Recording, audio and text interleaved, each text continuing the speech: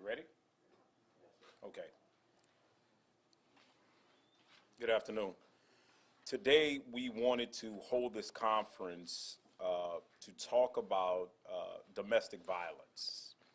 The month of October is Domestic Violence Month, and since the pandemic, we have been experiencing more domestic-related violence than previous years. Domestic incidents were up around 19% compared to last year, and up 29% compared to 2018. Domestic intimate partner homicides are up 600% compared to this time last year. And we are here with our partners to speak with you on some of the efforts that we've taken to address domestic violence in our community.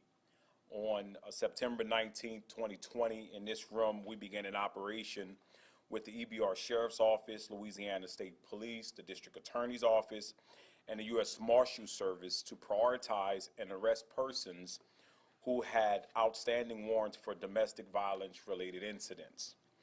We identified approximately 23 individuals in the Baton Rouge area who met this criteria.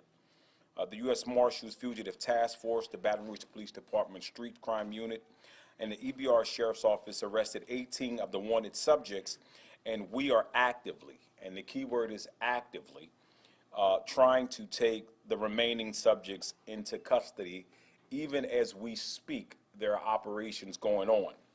I'm going to first ask our partners to step up and speak after me concerning some of our efforts and some of the services that we're offering in the Baton Rouge area. I'm going to first ask our U.S. Marshal for the Middle District, Bill Brown, to speak. The U.S. Marshals here in the Middle District have partnered with the Baton Rouge Police Department and other federal, state, and local agencies on our Fugitive Task Force. It's been here since 1995. We continue to work together with the police department. Anything that's near and dear to them is near and dear to us, and they have our full commitment to assist them at any time with any fugitive. So, thank you.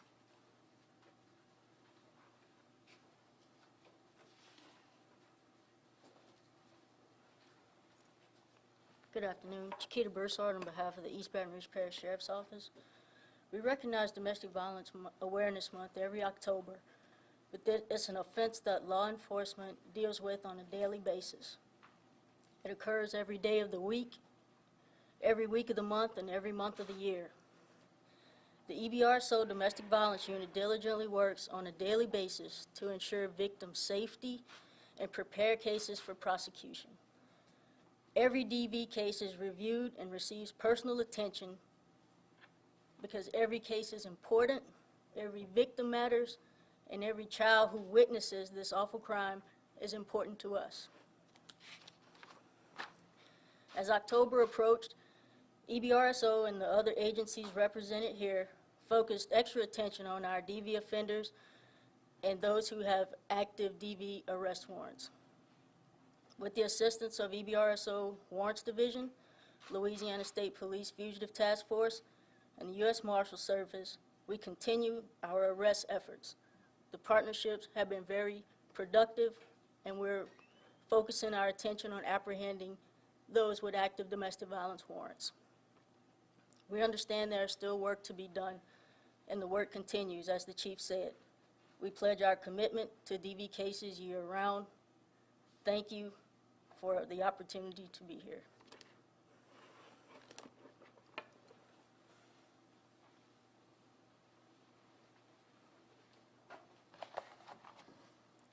Thank you, Chief. I'm John Price, Executive Director, IRIS Domestic Violence Center. We are a domestic violence service agency providing specialized service to victims of domestic abuse and family violence, and have been doing that for 38 years. 389-3001 is our crisis call line. It's open 24 hours a day, 7 days a week. Someone will answer that call. If you or anyone that you know, you suspect may be a victim of domestic abuse, please call that number, 389-3001. Talk to a trained specialist. We have case managers and advocates who are there 24 hours a day. They will answer your call. They will answer your questions. They'll provide you services. They'll provide you information. They'll provide advocacy. They'll provide you referrals to other partner agencies if they can't help you. We have a shelter program where women, children, men can stay who, if they're victims of domestic abuse.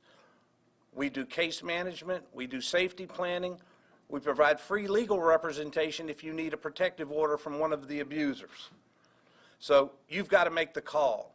October is Domestic Violence Awareness Month. Please make that call. Iris Domestic Violence Center, 389-3001.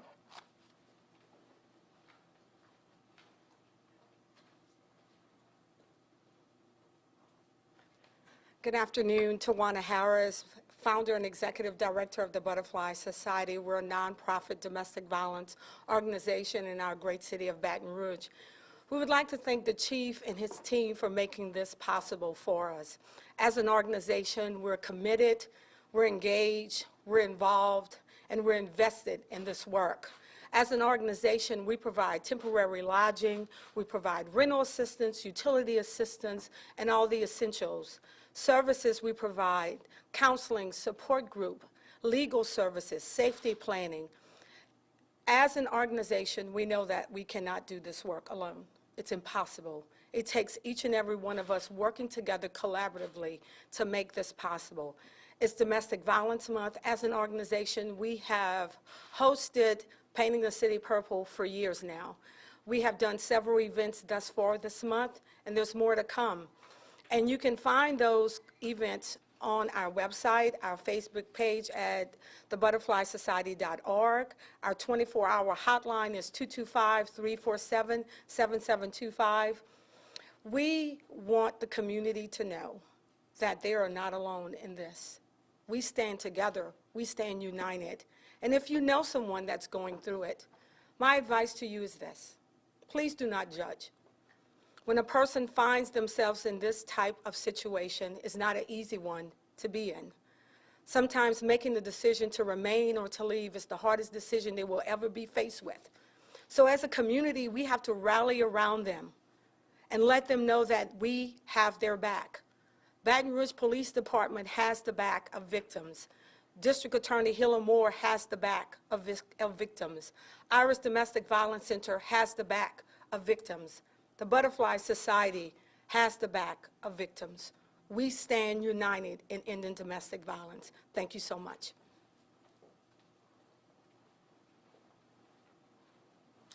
I'm Johnny Dunham, the Executive Director for Baton Rouge Crime Stoppers. First, we want to thank the Chief for bringing this domestic violence issue to the forefront, especially this month in Domestic Violence Month. As you can see, there are 23 individuals that were wanted for domestic violence in East Baton Rouge Parish. 18 have been arrested, but there are still 5 out there that we need information on. So we ask the public to step forward, to call Crime Stoppers at 344-STOP, 344-7867, to give the information that these law enforcement officers can use to apprehend these individuals. You can also go on our Facebook page at Baton Rouge Crime Stoppers and get information there, as well as tips through our P3 app. You can download the P3 app at the App Store on Google Play. But Baton Rouge Crime Stoppers is pleased to be a part of this, and we ask the public's assistance in to bringing the rest of these individuals to justice. Thank you.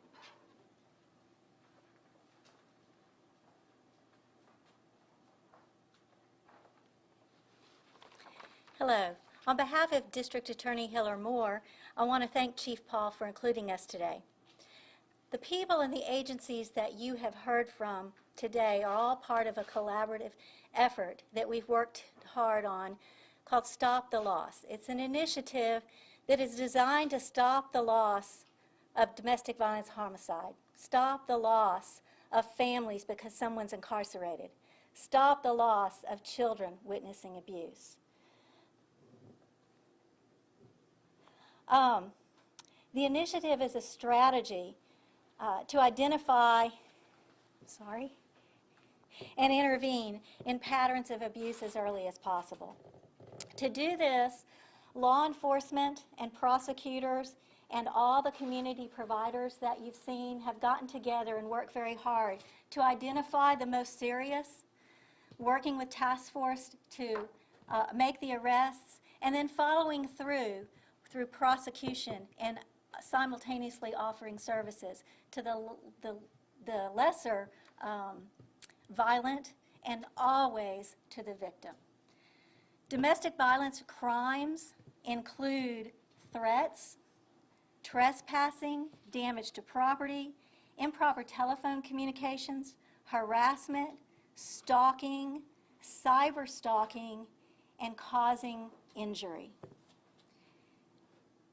It is the Stop the Loss is a methodology formed kind of like a coordinated community response. All of the law enforcement that you've heard from today and all of the community providers work together, so it's a coordinated response to stop the loss, to provide safety, and to offer services. Thank you.